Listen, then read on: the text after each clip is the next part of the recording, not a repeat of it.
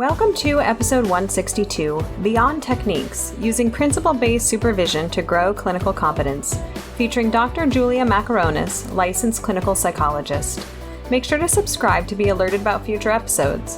By Clearly Clinical, learn, grow, shine.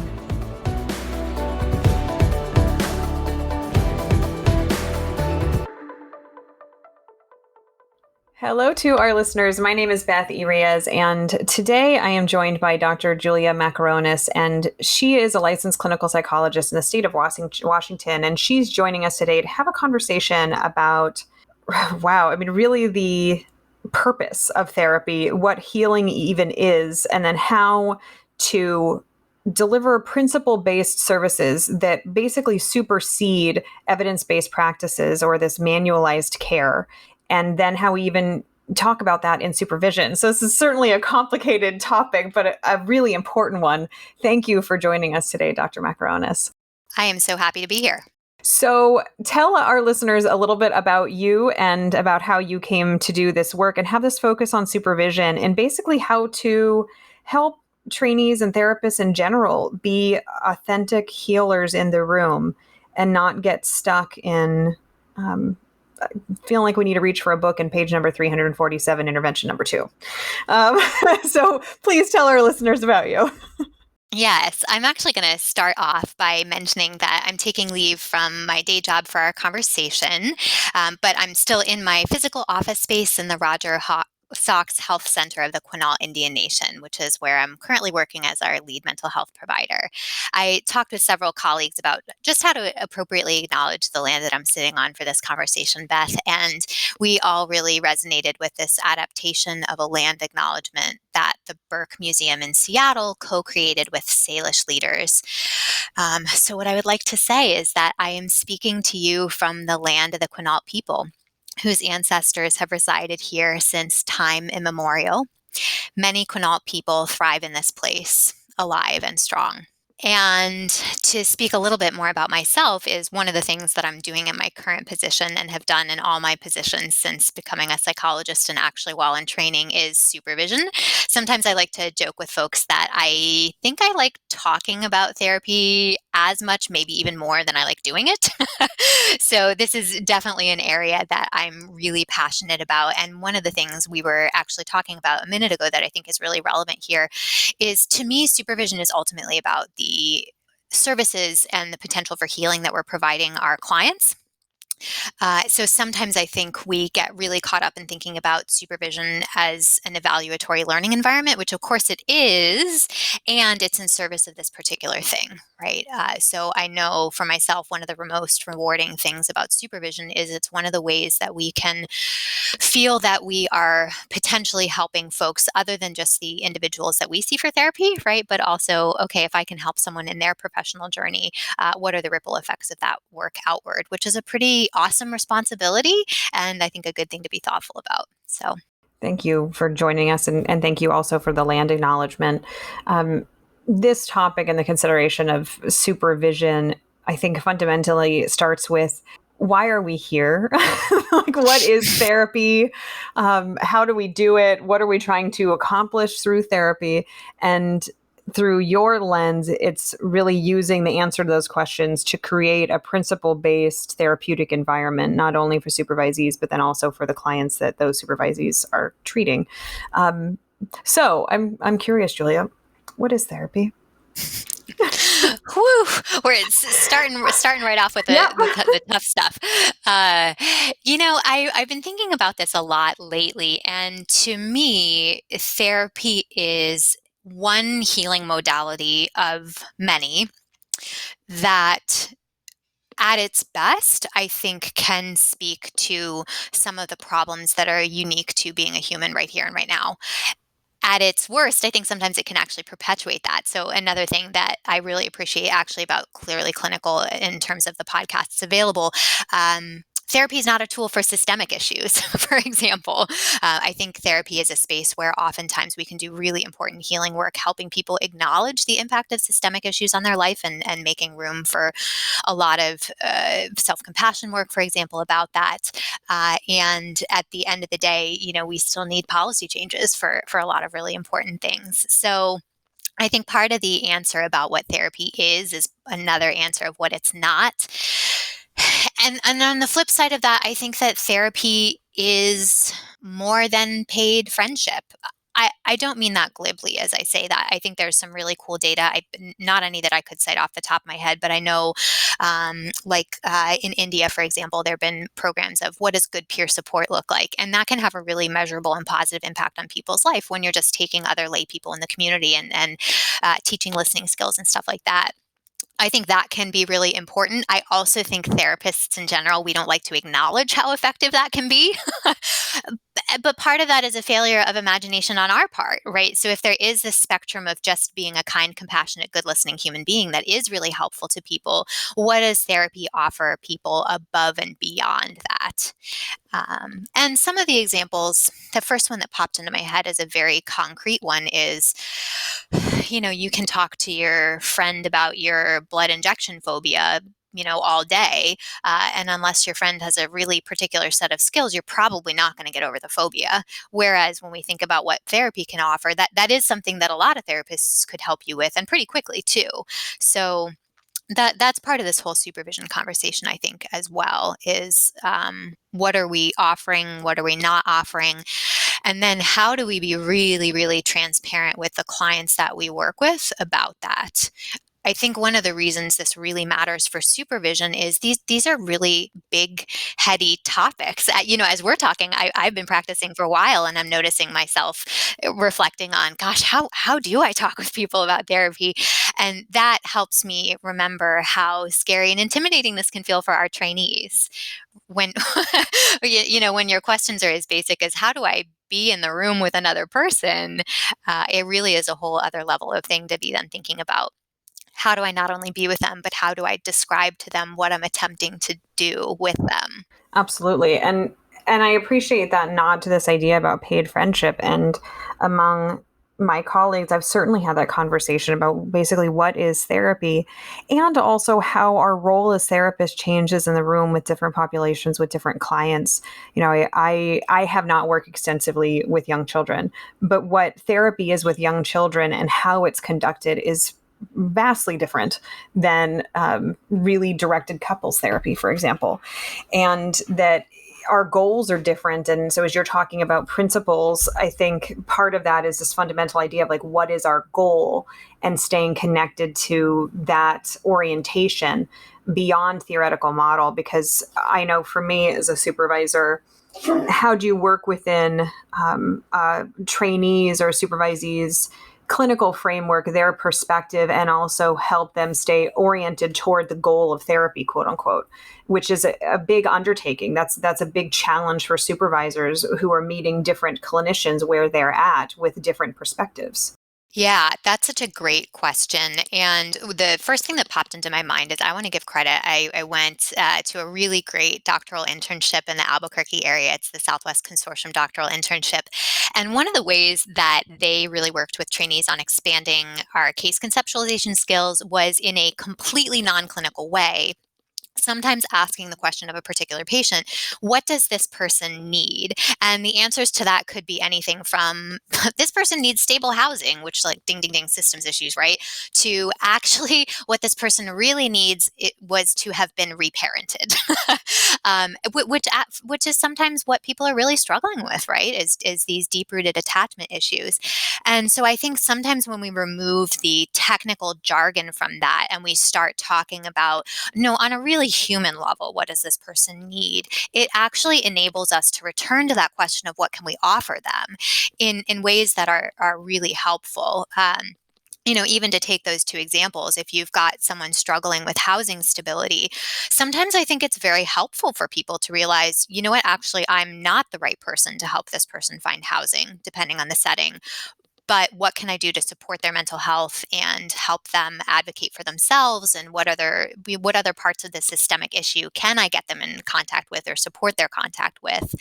And the same thing with if you look at someone who, I think anyone who's doing clinical work runs into this. When you look at someone who really didn't have the kind of caregivers that any child deserves, first of all, part of the work of being a therapist is recognizing that we can't erase that. And I do think that can be hard for trainees to sit with at first.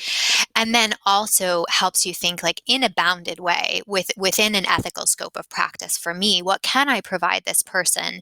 And at least from my lens, how I work with folks is often, you're teaching people how to parent themselves.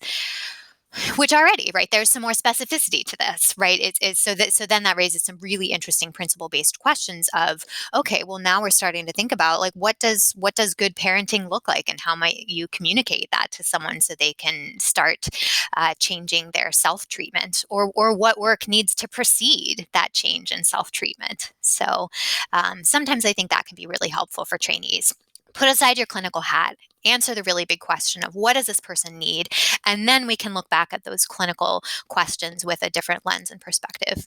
I am struck by that question too in its simplicity, because if we can't answer that question, if we can't even easily answer that question, then to me, it starts to automatically open up this deeper thought about, well, then what am I doing here with that person? If what they need is housing and that's their primary issue, is that something I can be in support of? Or if they need help with the severity of their psychotic symptoms, is that something that I can be of help with? And to basically know our role, the limitations of our role as therapist and healer, and to be really transparent and upfront about that, not only with ourselves, but also with our clients. Here are the limitations of what I can do in the system that we have, how it exists. Yeah, and one of the things that I think is really important, kind of woven through throughout this conversation, is transparency, and then also how that relates to power. I do think one of the things that's really important to convey to trainees is there are times where um, we don't yet know what can I offer this person. That can be a hard thing to ascertain in a 50 or 90-minute intake session. I do think that especially when trainees really feel this urgency coming from a beautiful place, right? Of I want to be able to offer this person something. We can feel pressure to know that faster, or act like we know that faster than is actually reasonable to do that.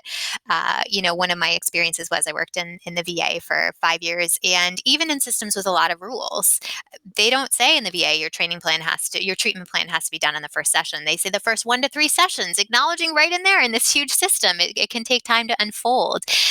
And I think we can really underestimate, especially from the trainee perspective, the value of transparently sitting with another person and saying, huh, I'm not sure where our work is going to go yet.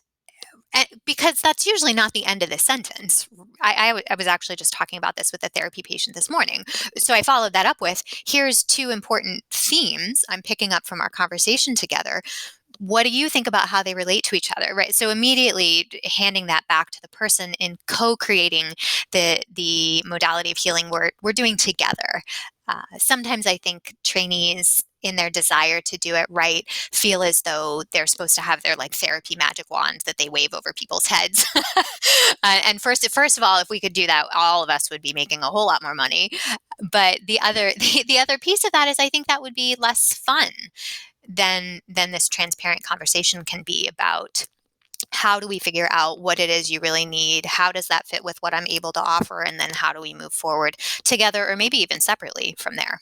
It's an interesting concept that you're talking about, in this idea of approaching each client with this very simple evaluation of what does this person need, but that also in that evaluation, that answer, as it becomes clear to us, needs to be our guiding light. And I think that's where things get muddy and we get into the phenomenon of imposter syndrome and, feeling like I don't have whatever quote unquote skill that I should, what intervention, the number of times I've been on social media where I see a clinician say, I've done X, Y, Z interventions times 6, and here are the outcomes. And now what do I do? And it's this really interesting phenomenon because in other industries, in other realms that might exist, where it's like, okay, I've tried this skin cream to treat the rash. I've tried this. We tried dietary changes, blah, blah, blah, blah. And so a dermatologist says to another dermatologist colleague, what am I missing here? And that there might be this more rote concept of like, here are the next treatment steps you're going to do, versus this really unique space between client and therapist that's ever evolving, that's so different from any other field. But we want to comfort ourselves by saying, okay, well, then I'm going to do this particular intervention, and if that one doesn't work, then I'm going to do this one. And I remember, for me, like in my early days of doing therapy, how adorable that was to walk in with like kind of this list of interventions where it's like, and then we're going to do this because I talked in supervision about how these things, X, Y, and Z, can be helpful with anxiety. So essentially, it doesn't matter, person, what you say or do today. This is what we're going to be doing because this is what I talked about in supervision and what they talked about in my class about mood disorder. So here we are. Here's the intervention. So our the listeners can't see this, but I'm just like smiling and nodding like, yes, yes, yes. So let's all take a moment of self-compassion for our developing therapist selves. I think, though, you gave such a great example, Beth, of a lot of times when we get stuck. I have noticed a tendency in myself, certainly, and others, when people do that, like what intervention next, that is really a question about technique that I would like us to move away from, both as a field and then also certainly in supervision. It's a tool-oriented question, right? Of, I've tried the hammer, I've tried the screwdriver, Yes. maybe this wrench will work. And that always leads to two really important questions for me. Is, first of all, I think we have to be really rigorous with ourselves and also with our trainees of, yes, but did you use the hammer well? Because there are a lot of times where we do want to know that of with the specific technique, are you deploying it with enough fidelity to really be able to say, yeah, I gave that an honest shot. So a good example of that comes up with trainees is things like exposure-based work can be difficult to do because patients and clients feel anxiety, of course, about the thing that they've been avoiding. So there are times where a trainee will themselves white knuckle their way through an exposure-based intervention, and I don't think it's actually fair either to the technique and certainly not to the client to say we tried that if the clinician can't be truly honest with themselves about, like, I tried that the way that technique is intended to be deployed. So that's one question I always have is how did we do with all these fancy technical interventions? But then the other bigger question about what does this person need is, with those techniques that you were using, what were the underlying principles that you were trying to activate? And sometimes it is a question of, okay, that particular technique didn't get at the thing I was trying to activate. And sometimes the answer of, well, how to make that process come alive in the room is a much less fancy one than we think it's going to be. So creating room for that conversation, certainly in our own work, but definitely with trainees. And I think some of that is actually an artifact of just training itself. It is easier to teach people techniques than it is to teach them the principles of when and how you use those techniques. So one example that I think people will probably relate to is, I try to be very conscious of using mm-hms in therapy. I had a supervisor who brought that to my attention. In human communication, is a verbal reinforcer. So whatever you say to, you've just reinforced. And there's times that can be incredibly powerful and make people feel really heard. But also, let's say you're working with someone who's got some interpersonal difficulties and they come in and they tell you this story where they did something that, unless you're really missing something, you think they, blew a situation out of proportion or reacted too strongly to someone else. If you their description of their overreaction, you are unintentionally or no saying you agree with it. So first thing is we want to be very careful with stuff like that. I think the other thing is, think about the message that is sending to trainees. So I think we because we do want to indicate we're listening. And being there for people through listening is a really important part of this healing modality. And also, if you think about it, ing is a pretty crappy way of adhering to that principle. If I had someone come in for therapy and say, I'd like to be a better listener to my friends, my advice to them would not be to say more. We would be having a much broader and deeper conversation about how do you convey that you are not only hearing but absorbing what people are saying To counter that, I think another example is if you think about complex reflections in motivational interviewing, it's sort of the technical opposite of an It takes some time to do, and you've got to think about what's the underlying piece here that this person's attempting to communicate.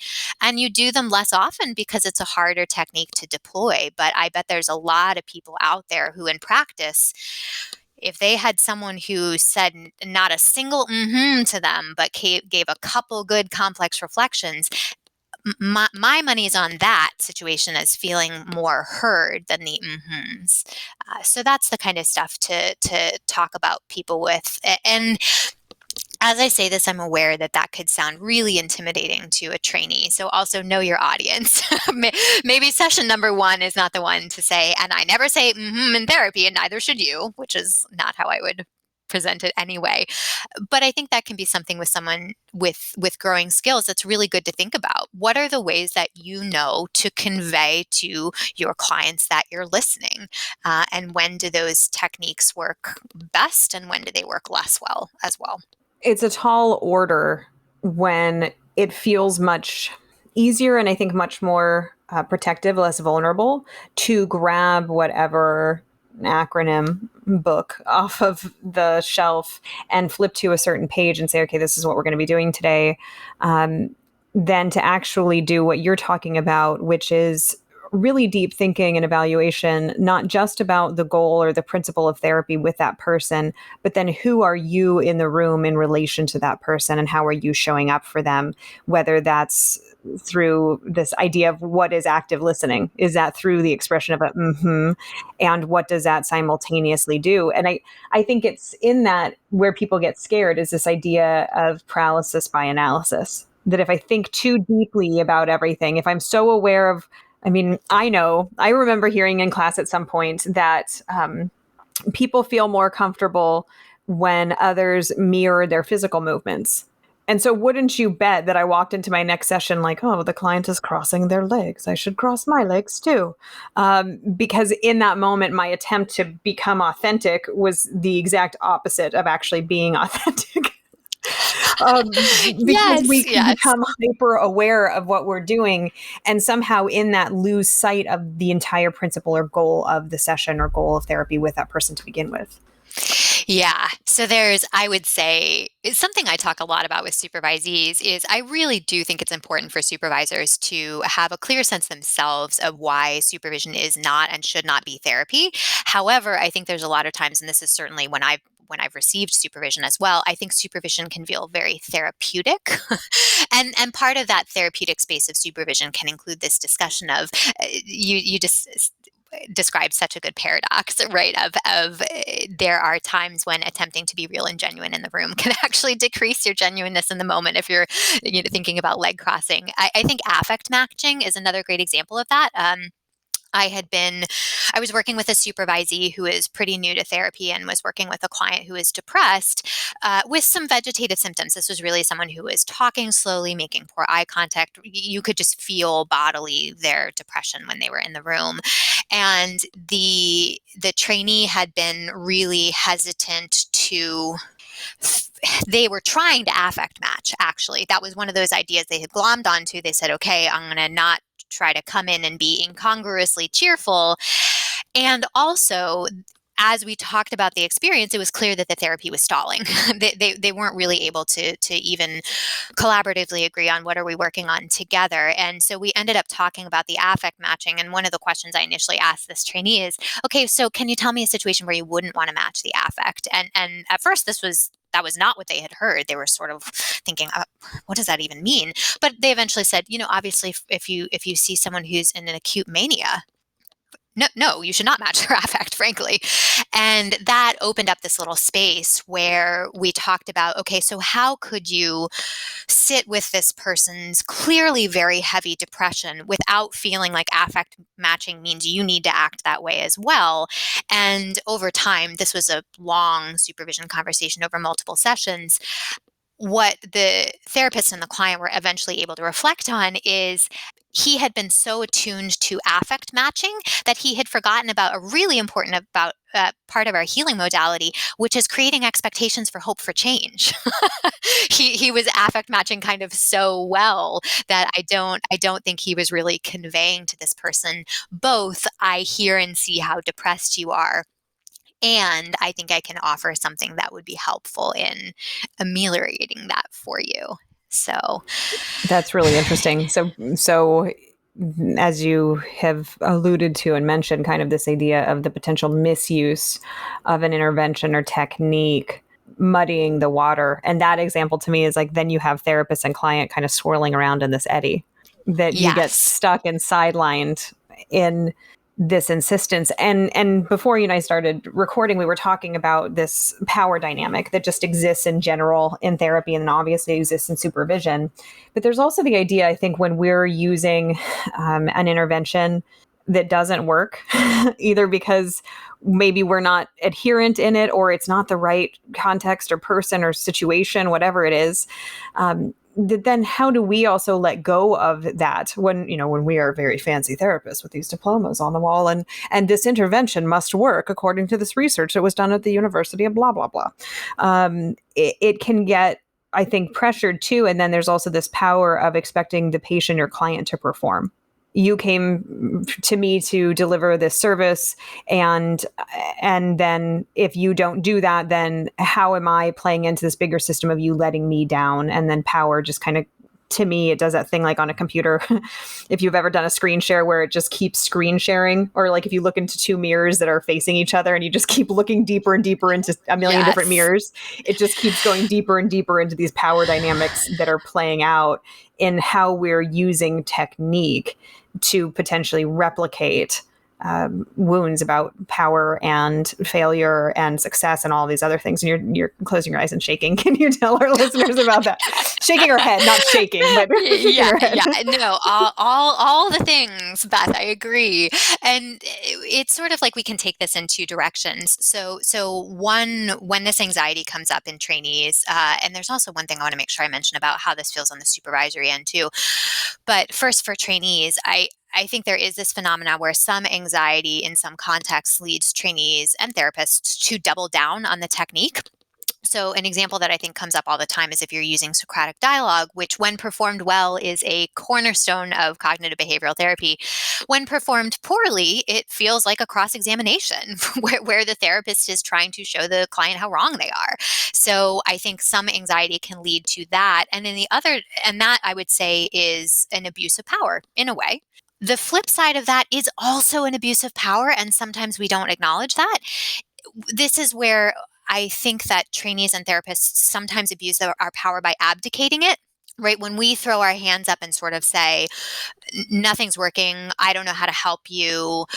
One thing to me that always signals burnout in other providers is if you hear someone say something along the lines of, you should never work harder than the patient. That one's a particular needle for me because I always want to respond, yeah, but you should definitely be working smarter than the patient, but in a transparent way, which I think so without throwing your hands up or doubling down, there's this space where you have to come back to, and this is a really difficult skill to convey to trainees. How do we talk about the work that you're doing with your clients with them in this really transparent way where it's you are co-creating the work of therapy together, and how to really not only believe that from a values-based perspective, I do a lot of ACT, but then translate that into your own committed action. And I think anytime we start switching techniques or doubling down on techniques without really thinking about and communicating about the principles, then we're not usually doing a great job with that. The other thing, just to loop back around really quickly, that I want to empower supervisors to be aware of is one of the things that I know. There's a great chapter that summarizes how some of Daniel Kahneman's Thinking Fast and Slow stuff applies to therapists. It's a chapter by Antonin Singer from 2016 that I just love. And one of the things I've noticed about it myself as a supervisor is a lot of times if I'm doing direct observation or listening to tape, I will have the feeling of, I would have done something different before I can actually articulate to the supervisee what I would have done differently and why. So that, first of all, that's that nice toggling between the two systems that I do think you get when you develop some expertise in this. And that's also a principle-based feeling. Right. So I'm getting that feeling of like, oh, I would have gone in a different direction, not from the technical standpoint per se, but because the trainee has inadvertently or maybe advertently done something that shifts us away from whatever principle I thought was most important in the moment. And then as a supervisor, my job is like, okay, let's enlist that slower system too. What principle was I hoping they would kind of stick with, and how can I help them figure out technically how to do that? So that's where I think there is the examples that resonate the most with me is I had a really amazing supervisor, the psychologist Lorna Smith Benjamin, and she argued that psychotherapy is a craft. Totally rejected this idea of art or science, both, right? That what we are doing is thoughtfully, artistically even deploying science to the benefit of people, and that does, as for ourselves as clinicians, we want to cultivate that and then also teach trainees how to cultivate that in themselves. I appreciate the example that you just gave because I think it again circles back and shines a light on this idea of having a real clear identification of what does this person need, and not just from the therapist perspective, but also what is the client seeking, and with acknowledgement here that that gets really complicated with families. Like I'm thinking of adolescent work, for example, where my definition or my thinking as a therapist about what the client may need, quote unquote, may be very different than what a parent may say in answer to that question, or even the client themselves. So I appreciate that complexity. But it sounds like in that example you gave, it's almost before you can describe it, but catching yourself as a supervisor having this physical reaction of the and that's almost the moment's way of saying we lost the guidepost. And I think that's something that is really important for supervisors to normalize for trainees, that I'm catching these moments in tape.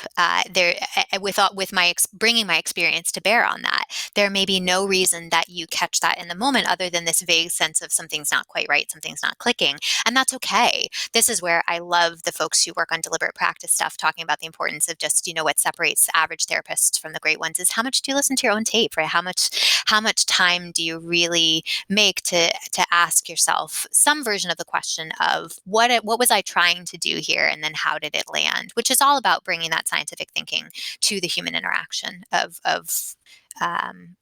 these techniques can seem very, I don't know, impersonal and technical. Now that's just, but of course, techniques are technical, but they are being used to human ends. So as a supervisor, as a supervisee, making time to really answer the question of, did this land in the very human way that I intended it to? Is a really important question. I'm glad you brought up the nod to deliberate practice because it was certainly on my mind, and my listeners know that I'm a huge feedback informed and deliberate practice nerd. But this idea of what is the goal of therapy, and when we're in agreement about that between therapist and client, we're much more likely to achieve that goal, which really, yes, part of therapy is as a therapist is about ego and wanting to have influence and feeling like we're quote unquote good at our jobs. And so it's not just about the ability of like, yes, we want our clients to have a reduction in their anxiety or an improvement in their relational skills or whatever it is, but also how do we evaluate our own effectiveness? And that part of that as a supervisor is making sure that the tools or language that a clinician has to evaluate their own effectiveness actually makes sense. Yes. 100%. And that actually reminds me, Beth, something you said a couple minutes ago about with family systems, for example, where one of the issues may be you could be very clear on everyone's goals. It's just that everyone's goals are different from the other. It reminds me, I had a great supervisor, the psychologist Liz Sullivan, and she had a very, very transparent way of talking with people with personality pathology. She would say that their ground rules, very early, session 1 or 2, she would say, I promise to always take you seriously. I promise to always be honest with you, and I promise to always work in your best interests, even when you and I don't agree on what those best interests are. So, number three needs the most unpacking in a way, because part of what she was saying implicitly with that is that I will be transparent with you about those times when you think this is in your best interest and I don't agree. And I do think there are times where we, for one reason or another, usually well intentioned, don't do that. And that's a recipe for you could use the fanciest, shiniest technique in your toolbox. There is no technical intervention that will surmount disagreement on goals between therapist and client. That's the bedrock of working alliance, which we know undercuts all of the EBPs. So, yeah, I think that's part of this work as well. Is there are times where goal disagreement does happen, and sometimes for very good reasons. And I think it's important. I don't want to say it's especially important to be talking transparently about that, because I really think therapy goals are important to be talking about all the time, but especially in times where there's this disagreement, and that comes back to the power too. I don't think any of us in mental health get into the field because we want to have these, paternalistic goals for people that we work towards on their behalf without their knowledge. No one Exactly. goes. None of us are here for that. So let's make extra sure that we don't slip into that by an accidental lack of transparency. Yeah, it's a really heady and complicated concept, and I'm thinking about, let's say, working with a adolescent client that is smoking marijuana, and for the parent it may be, well, this person needs to stop smoking, but then for the clinician we may see that very differently, where it's like, well, this marijuana is a coping skill that they're using in order to manage XYZ big feeling, whatever it is, or this thing that happened. And that the child may also see that differently. But then I think that is another point of discomfort for clinicians, whether they're in supervision or not, is how do we navigate it when there is this disagreement? And in as much, then that same light landing on the supervisorial relationship, where how does a supervisor step in and address when there's this disagreement? So this as above, as below phenomenon occurring, that we're creating the room for disagreement between supervisor and supervisee, just as we would want the supervisee to create room for disagreement between client and therapist. It is so complicated. It's very so, so, complicated. so supervisors listening, if you're struggling with this, and I think the thing that you want to do, one of the things I lean on actually is really co-creation. And let's bring that idea not only in therapy, but also in supervision. So the other day I was talking in a supervisory session, and the person I was supervising said, "Oh, look at this parallel process that I'm replicating from this work with this very, very challenging family system, actually." And I had totally not picked up on the parallel process yet. However, what I will say is I'm glad that I have created the environment with them where they felt comfortable naming it and talking about it. And so I think I think there's an element where we need to give tremendous grace to others and also ourselves about there is time, there are times for all of us, many times, maybe most of the time, where these principles are sort of swirling around. And so then all the more reason to do what we can to create these spaces where we talk about not only what does this client need. I think I'd never thought about it this way, but I think the related supervision question is, what do you need to support the client with what they need? That's a nice way to kind of frame what happens in supervision, and can make room for some of those tougher questions, like sometimes the ways I think supervisors can support supervisees is by acknowledging, if you're working with someone who's got a history with multiple significant interpersonal traumas, the work will be slow. And so maybe one of the things that the supervisee needs in supervision is a lot of support from the supervisor of, yes, this work is going to be slow. And even in the context of this slow going work, here's how we're going to track progress together. And here's what I can do to support you as you support this person in reducing their own avoidance and making room for that traumatic material to sit differently for them. As you said, it's a complicated undertaking to touch the client indirectly, if you will. And then to have that awareness as a supervisor, and then that opens up its own conversation of how do we not replicate our own stuff in that power dynamic. Like it just keeps kind of growing infinitely in the awareness of power and the importance of principle. You talk about how really this principle oriented work is trans theoretical. Can you explain that and how you conceptualize that as a seasoned supervisor, where it's like, regardless of the evidence based practice du jour, staying focused on this guidepost? Yeah, I'm going to tell you about one of my most favorite studies because had some unusual findings. So I ended up with a co-author coming across this paper for something we were writing. So Goldfried, Rao, and Castonguay in 1998, they examined significant sessions of master therapists. So that's not just the therapist saying, "Oh, I'm a master," but or going through this identification process of, okay, who is really skilled at their craft. And they found therapists who were either master therapists in cognitive behavioral approaches or in psychodynamic or interpersonal approaches, those two different camps. And with their therapy cases, they had the master therapists identify, can you pick out the sessions that have felt particularly impactful in your overall arc of work with this client? And so here's the really interesting thing. They coded those sessions for what techniques were people using. Were they using CB techniques or PI techniques?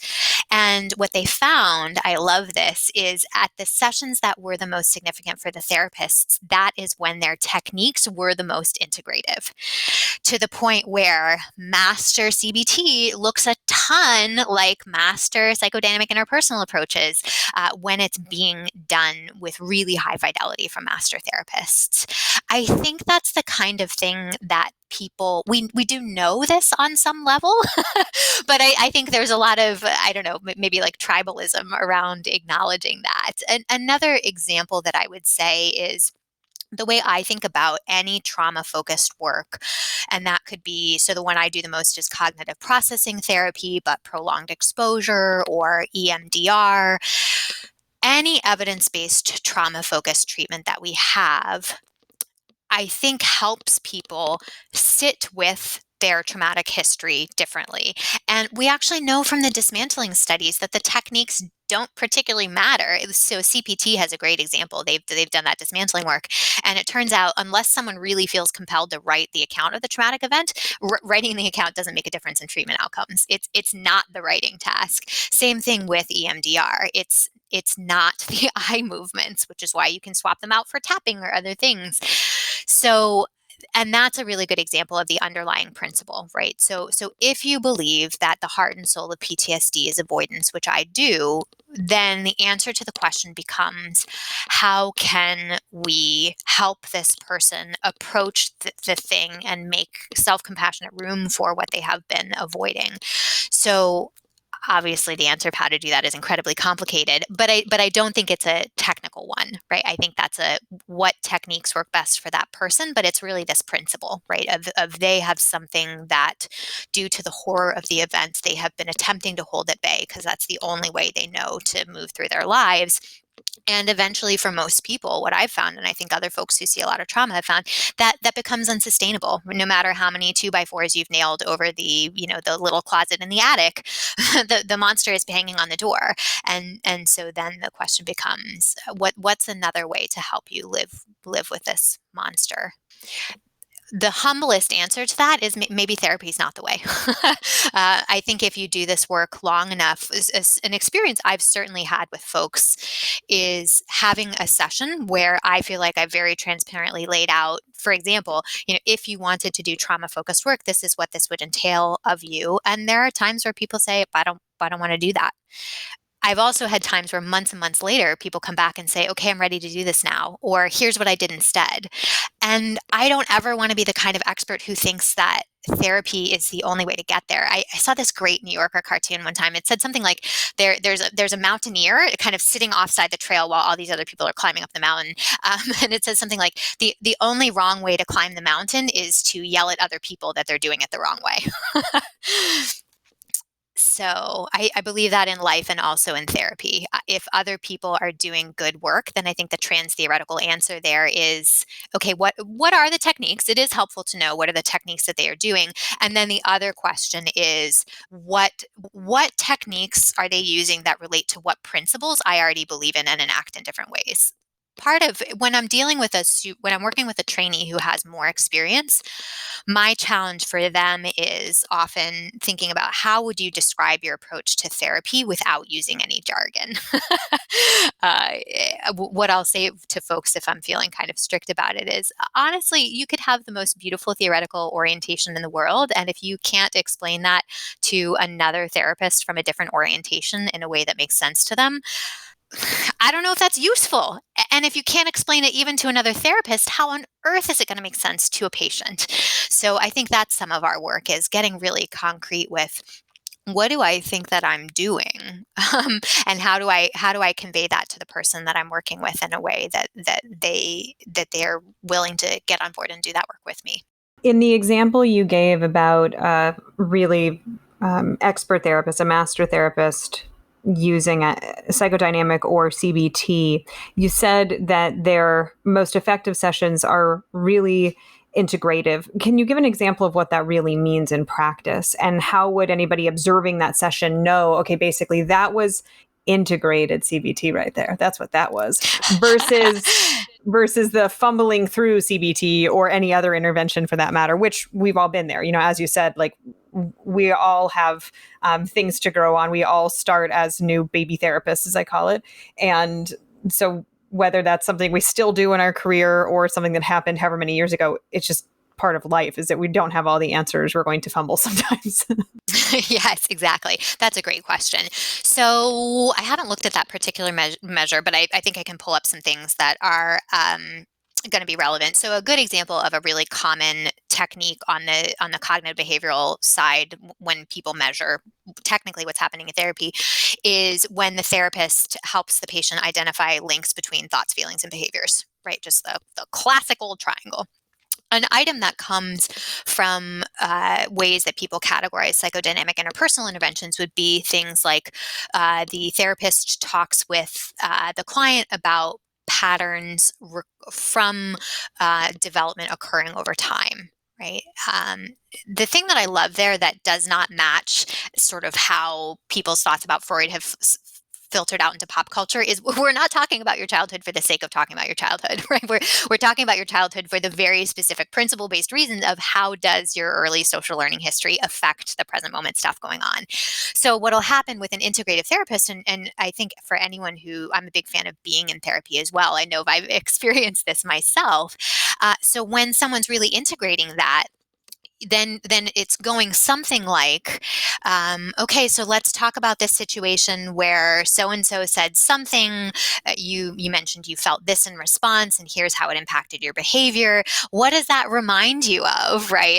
And the client goes back to, oh, let's revisit those conversations we had about my father or whatever caregiver. So it's bringing both of those things to bear in this integrative way that I would say is not only integrative from the theoretical perspective of, yes, that's combining a cognitive behavioral as well as a psychodynamic approach. It's also integrative in the context of the person's life, right? Where we're Lorna Benjamin, another thing she would always say to patients, which I really love, is I want to see the world the way you do. And assuming there's an internal logic to that, right? Of if I can understand what you've experienced well enough, then your reaction in this situation on some level is going to make perfect sense. Maybe it's not a reaction that you want to keep having. And given the context of your life to date, of course, that's how you're responding. So that's one example of when these things really do meld trans-theoretically. It's an interesting order then to get away from the fumbling and just this really organic conversation. I think that therein lies the issue with imposter syndrome, where it's like, well, that person over there in that other office, they can do this in a smoother way than I can. And it's sitting with, well, sometimes, yes, we're going to be disjointed and sometimes it's not going to land well. And that also, to me, circles back to feedback informed treatment, where, if you as a therapist reach for the whiteboard and say, okay, we're going to list pros and cons of doing XYZ XYZ behavior.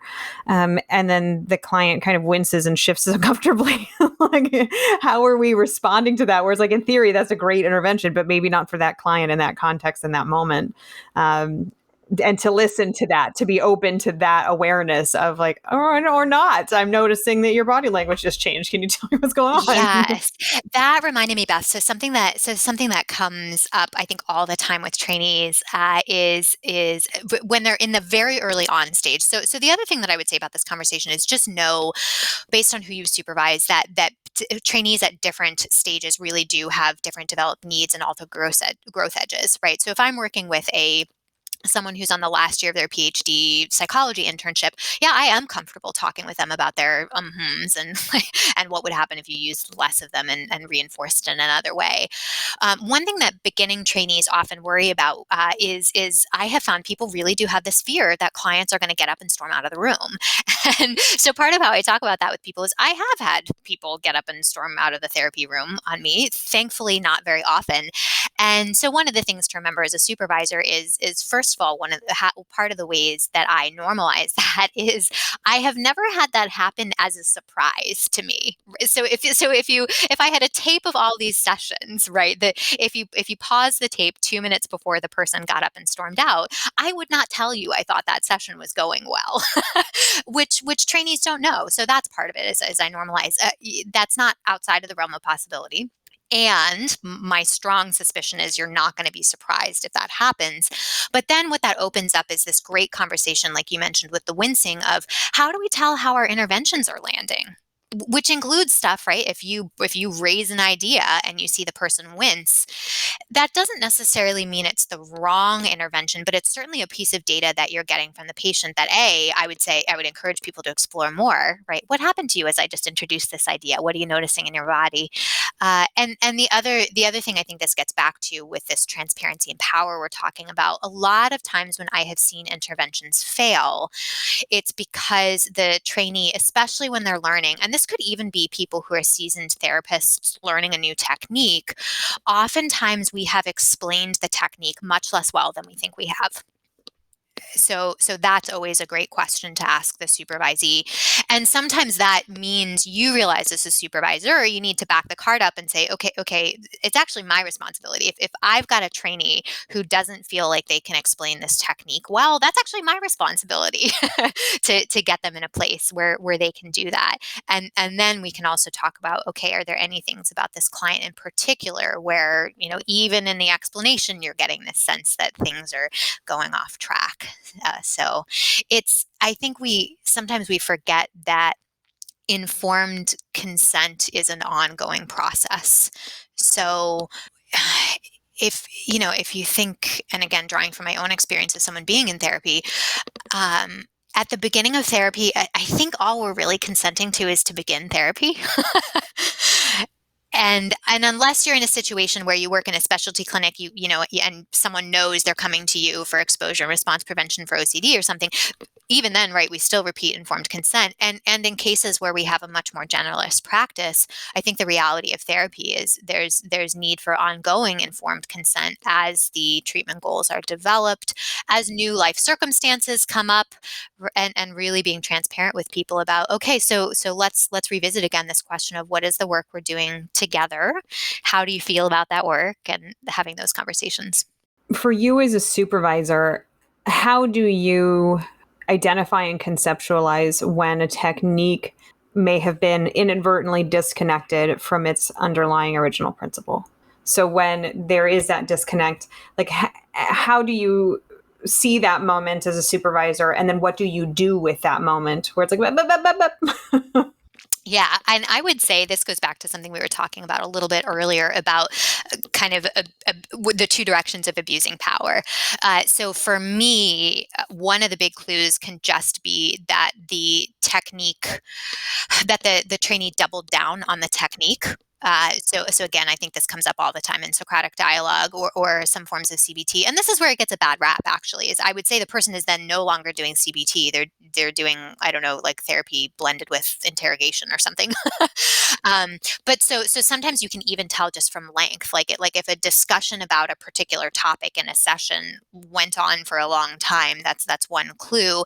And the other kind of opposite direction clue would be if the trainee switched techniques abruptly. One of the things I will say about that, and this is where I love what the people with deliberate practice are doing, but I also just think whether or not you do deliberate practice or feedback informed care, these are things that are hard to catch through conversation about cases. So one of the things that I would say that I've experienced time and time again is I am much more useful to my supervisees when I am listening to tape, because a lot of times what's happening is when people do double down or switch away from a technique, they're making one of those fast system one judgments of something feels wrong here, and they may not even have good insight into the moment that they've done it. So oftentimes what I'll find is that supervisees do have a good sense of that session didn't go very well. Especially when they're learning, though, that's like, with people getting up and leaving the room, the moment where things really derailed is often earlier and more subtle than they thought it was. And that's where I think some of this stuff, there's no way to catch it other than tape. So that's a good thing to think about if you're a supervisor, is if you're not listening to tape, why not? What are the barriers? And what is that costing you in your ability to help your supervisee learn? I think that's a really important point. And there's also the fact that we're always then invariably seeing the session through the supervisee's eyes, through their interpretation, and also through their ability to have had a different realization about that session in between now and when it happens. So when they're sitting with you in the room, have they had time to talk to other people, reflected on it? And so then basically how much do our brains start impacting the facts of a situation, facts being always relative, but is it actually an accurate representation of what even occurred in the room, because we're so distracted by ourselves in the room that we're not good historians. Just in general, human beings are not good historians, and that phenomenon is going to play out in supervision just as much. Yeah, and I think another clue while we're talking about it is also the countertransferential stuff. So that's a good example of how I personally am an integrative person. One of the things I think is really critical as a supervisor is to make room for your trainees' reactions to their patients. Sometimes it is about a client who is just a hard person to sit with. But a lot of times, to loop back to an earlier point in our conversation, you were talking about just getting our ego wrapped up in our own sense of self-efficacy, right? Is a lot of times I think people experience that. So it comes up differently depending on the therapist's personality. It can look a little bit like the I don't want to work harder than them. It can also come up in terms of I don't think I can help them, or yeah, there's a bunch of different ways that dislike for the client can show up in the room. And I do think one really good hypothesis for that is okay, does this trainee feel like they have the skills to help the person with what they need, defined narrowly but also broadly? What does this person need overall? And am I making room for that in the supervisory conversation? You're simultaneously holding space for so many different parallel processes. Yes, which is the joy of supervision. Yes, I think I the love it. joy and the complexity and challenge of supervision, because it's just there's so many. Your eye is on the prize, but there are also like 12 different prizes simultaneously. Yes, yeah, yeah. I will say, and I think modeling what that transparency looks like in the supervisory process is really important. So there are times where in my own self-reflective practice, I do wonder, like, are there times where I'm too transparent? Is that a thing I even believe in? And I say that because there's been times where a supervisee and I have been talking about something tough, and I will say some version of, have you tried just saying? And the person gives me this look like, oh my gosh, you would just like say that? Like I'm allowed to say that? which on my own end, self-reflectively, I'm always like, am I allowed to say that? But it's usually around this stuff that's really, really transparent about the process. And I think there is, I say this including myself in it, I think there's a way that we don't introduce these concepts of transparency about what we're offering to people early enough in people's graduate training. And expertise is important. And part of expertise is also owning really clearly what we can't do. And to some degree, I think that's always going to happen, right? How do you help people develop confidence in their growing expertise while also helping keep them aware of the stuff they don't know? But I think there's something about that conversation that we can do differently, where we're toggling with less ego involvement between those two states of professional being. Absolutely. And that it can get muddied when we confuse like expert or expert status with specific expertise, or that so much of this, this would be a separate conversation, but that what it would take to be a master therapist would be the integration of these concepts. And that's what you're trying to nurture in a supervisee, is practicing these things, accepting that they're going to have areas that need work, and that's exactly why they're there. That if we're looking at a golf lesson, someone's not there for us to keep saying you're swinging exactly right. It's for the trainer to say, actually, you do this thing when you hit this point that you lose your balance a little bit. What happens when you try it this way? And that our eyes as a supervisor have to be on that same prize, where it's like our supervisees need to know that that's what they're there for, just like their therapy clients need to know what they're there for. Exactly. That reminded me of, I'm going to forget the author's names, but there's this amazing article that I have almost all my supervisees read. The title is Love Yourself as a Person, Doubt Yourself as a Therapist. And the really interesting finding is if you can tease those things apart, so personal self-doubt is all the imposter syndrome stuff. Who am I to be doing this work? I'm no good, blah, blah, blah. And the professional self-doubt is, I would say it has an element of wise mind in it, right? Where you can look at a session that didn't go well and ask yourself without a ton of heat, why didn't it go well? Right? What techniques was I using? Right? What principles was I trying to hit? And so I try to make really clear to supervisees the professional self-doubt is what I'm going to try to foster with you. And this also helps us identify part of what this has helped me do when people really do have a lot of personal self-doubt is then you can distinguish them, right? So part of our jobs as supervisors is if there's so much personal self-doubt that is actually coming up and impeding their ability to do the work, that is something for therapy in addition to supervision. And that distinction helps people see, no. We do want to ask all the questions about what didn't go well in this session. The other thing that we never talk about enough, I'm certainly including this on myself, that I talk about with both clients and supervisees, is when it does go well, why? Right? Like when that technique landed, how did you know? Right? What told you in your interaction with your client that this was effective for them? And also making time both in therapy and supervision to talk about the successes. I think that's something we good focus on techniques includes both knowing when we're not using them well and also being very, very specific with when is a time when when the technique landed directly on the principle that you were trying to activate. Noticing on all the levels. Dr. Macaronis, you and I could keep going on this and just keep riffing.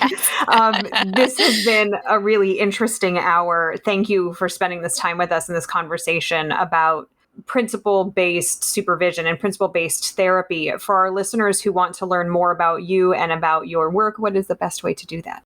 I keep a pretty low profile on social media. I am on LinkedIn, though, and I also have a small little baby consulting practice. So people can reach me at julia@praxispsychotherapy.com. I love having these conversations, though, so I'm always happy to hear from folks who are equally as nerdy as I am. Thank you so much. And for listeners who want to build out some of the concepts you're talking about, what resources or books, you mentioned an article, where do you recommend folks go to really start thinking more deeply about these concepts and how to build out our role as supervisors and our awareness of these things? That's such a good question. So one of the things that I came across a couple years ago and really wish I had had in graduate school, if you are someone who uses CBT techniques and theory at least some of the time, is Hayes and Hoffman had a great 2018 book called Process-Based CBT, which really goes they use the word process the way I use principle. So basically goes through what are you attempting to activate for folks and how does that look? I actually think that Hayes has an even newer book that's it might just be called process-based therapy, so expanding on that concept. I think there's a couple other one recent example of a manual that I thought did a beautiful job with the principles is I've been doing CPT for a long time, but just looked at the 2016 manual of cognitive processing therapy for PTSD. The example that stands out to me is they describe Socratic dialogue so beautifully from the principle, not technical standpoint of what are we trying to activate. Uh, I think some of the other stuff that I always come back to is, again, I think a lot. I'm not a deliberate practice person, but I love those ideas in terms of, okay, how do I measure my own efficacy? So those are some of the places I would start. But I think we can add links in the show notes of some other articles, like the one I mentioned on master therapists. The listeners will have access to. Fantastic. Thank you so much, Julia. This has really been a wonderful time to spend with you. I appreciate you taking your time out and doing this with us. It has been totally my pleasure. You've just finished listening to another exclusive continuing ed podcast by Clearly Clinical. If you like what you just heard and you need continuing ed credits, please visit us at clearlyclinical.com to check out our one-year membership, where you'll have access to our growing library of continuing ed podcast courses. Clearly Clinical, where our goal is to help you learn, grow, and shine.